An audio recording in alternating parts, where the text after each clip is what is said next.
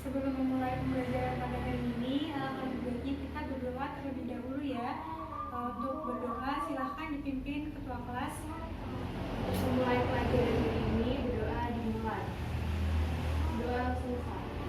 Bagaimana kabarnya hari ini? Baik. Alhamdulillah baik. Ibu ingin mengabsensi ya. Yang tidak berangkat di sini siapa? Tidak ada. Oh, semuanya berangkat. Ya. Bagus ya. Semoga kalau semuanya berangkat berarti semuanya sehat. Alhamdulillah ya. Baik, untuk pertemuan sebelumnya kita sudah membahas terkait transaksi di jurnal penyesuaian. Tapi belum sampai akhir. Kalau sebelumnya kita membahas mengenai transaksi yang belum dicatat, sekarang kita akan membahas mengenai transaksi-transaksi yang sudah dicatat tapi memerlukan penyesuaian. Saldo-saldo di neraca saldo pada akhir periode perlu dilakukan penyesuaian seperti itu ya. Ya, jadi di sini kita akan membahas mengenai transaksi yang sudah dicatat tetapi pada akhir periode memerlukan penyesuaian atas angka-angka yang tercantum di dalam neraca saldo. Yang pertama adalah beban dibayar di muka dicatat sebagai harta. Yang kedua ada beban dibayar di muka diakui sebagai beban.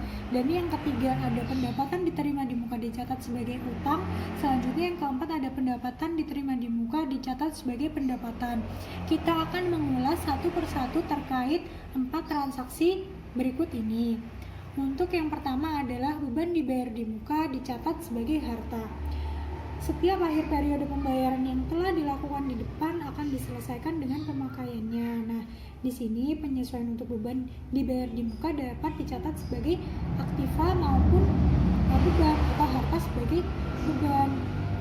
Dan hal itu tergantung pada catatan saat penjurnalan. Sebagai contoh, di sini ada pembayaran sewa untuk 1 tahun dibayarkan pada 1 September sebesar 7.200.000. Nah, ini ketika 1 September, bagaimana dengan tanggal 31 Desembernya? Jadi 31 Desember itu nanti kita akan membuat yang namanya jurnal penyesuaian.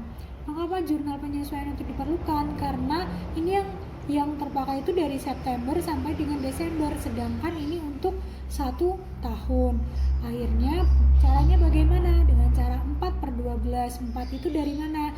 4 adalah dari 1 September, 12 adalah total 1 tahun, selanjutnya ada 7.200.000 adalah besarnya sewa.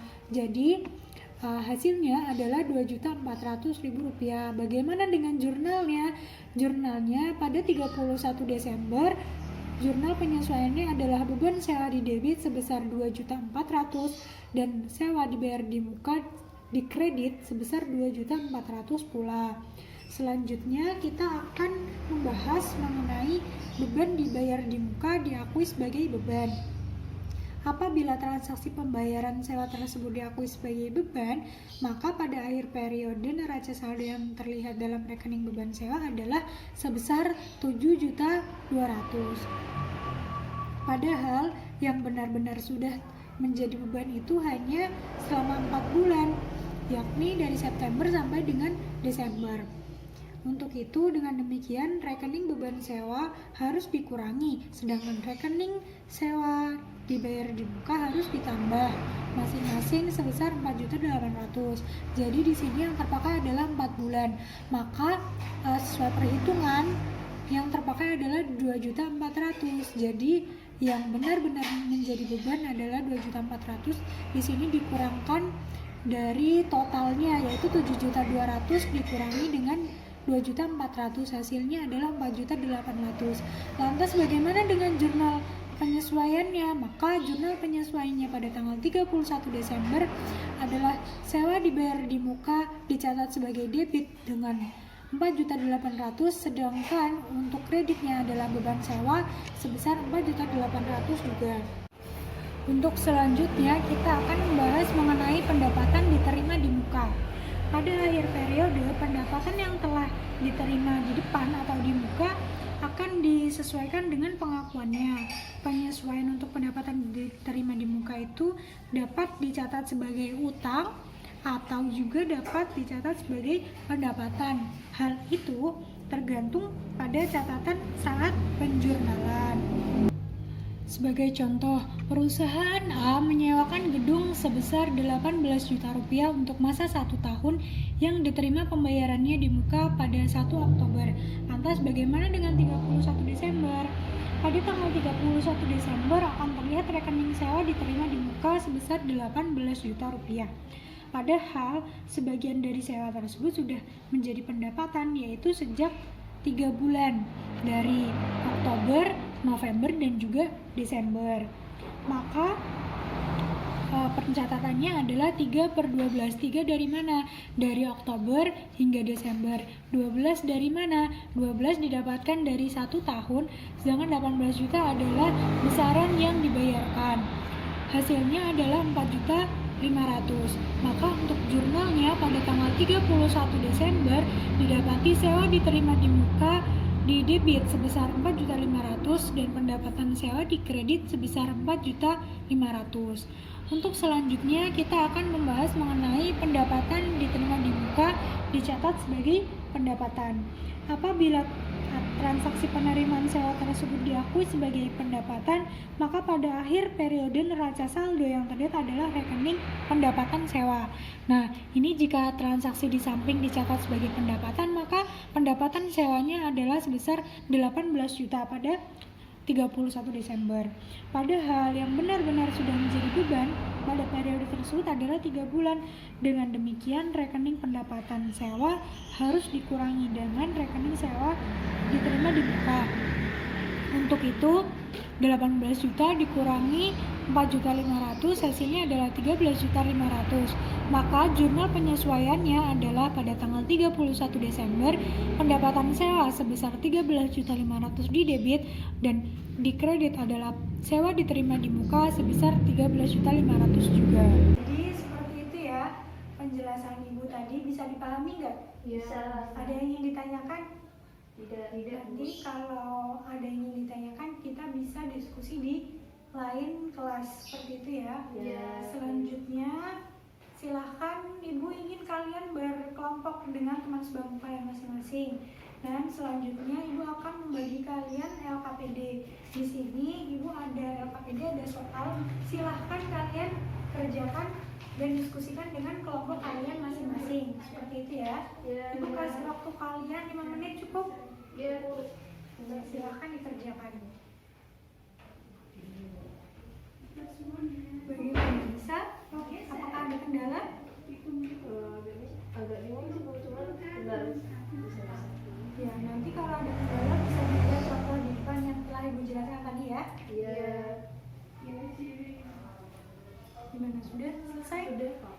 Oh, sudah selesai. Gimana, sudah selesai semua? Sudah. Ya, kalau sudah selesai silahkan didiskusikan dengan teman. Nah, setelah didiskusikan dengan teman, kita akan mempresentasikan hasil yang telah kita diskusikan. Ada kelompok berapa yang ingin mendiskusikan? Silahkan mempresentasikan hasilnya. Ya, silahkan. Dari kelompok saya, perusahaan XYZ menerima pendapatan sewa selama 2 tahun sebesar 3 juta rupiah yang diterima mulai tanggal 30 Juni 2019. Perhitungan biaya sewa yang sudah terpakai sampai bulan Desember 2019 adalah 6 bulan. Maka jurnal penyesuaian pada 30 Desember 2019 adalah: pertama, jika diakui sebagai utang; kedua, jika diakui sebagai pendapatan. Yang pertama itu jika dicatat sebagai utang 6/2 tahun berarti per 24 dikali 3 juta, hasilnya 750.000. Jurnal per 31 Desember sebesar sewa diterima di muka pendapatan sewa sebesar 750.000. Ya, benar sekali. Untuk kelompok selanjutnya, Iya Bu, saya Ya, mau menjawab silakan. yang pertanyaan yang kedua. Jika dicatat sebagai pendapatan karena yang terpakai 6 bulan Ya. atau 750.000, berarti jurnal yang dipakai pada tanggal 31 Desember adalah pendapatan sewa sebesar 2.250.000 dan debit sewa diterima di muka sama, yaitu 2.250.000. ya, 2.250.000 itu didapat dari mana? 3 juta dikurangi 750.000. Iya, benar sekali. Sudah paham sampai sini ya? Sudah. Ya, Ibu harap kalian paham betul dengan materi yang Ibu ajarkan di hari ini dan kita diskusikan hari ini. Untuk untuk selanjutnya, Ibu sudah menyiapkan kuis esai di Edmodo. Jadi silahkan nanti kalian lihat di Edmodo, Ibu sudah berikan soal di sana. Silahkan dikerjakan di rumah masing-masing secara individu. Minggu depan saat pembelajaran kembali silahkan untuk dikumpulkan. Seperti itu ya. Nah, untuk selanjutnya, kalau sudah tidak ada yang ingin ditanyakan lagi, ada salah satu yang ingin menyimpulkan pembelajaran? Saya, Bu. Ya, silahkan. Dalam penyusunan jurnal penyesuaian untuk transaksi yang telah dicatat, tetapi pada akhir periode memerlukan penyelesaian, yakni pada rekening pendapatan dan beban, di mana beban yang dimaksud adalah beban-beban yang dibayar di muka, baik itu dicatat sebagai harta atau sebagai beban. Sedangkan untuk pendapatan, yakni pendapatan yang diterima di muka, baik itu diakhiri sebagai utang ataupun pendapatan. Iya, benar sekali. Jadi intinya ada pendapatan dan juga beban, di mana dia itu dicatat atau diakui di muka, seperti dibayarkan di muka, seperti itu ya. Baiklah, kalau tidak ada yang ingin ditanyakan lagi, Ibu cukupkan. Sekian dari Ibu. Terima kasih atas partisipasi kalian, semoga bermanfaat ya. Silahkan selanjutnya bisa ketua kelas memimpin untuk berdoa. Baiklah, untuk mengakhiri pelajaran hari ini, mari kita sama berdoa. Berdoa dimulai. Doa selesai. Ya, kalau begitu sudah ya. Wassalamualaikum warahmatullahi wabarakatuh.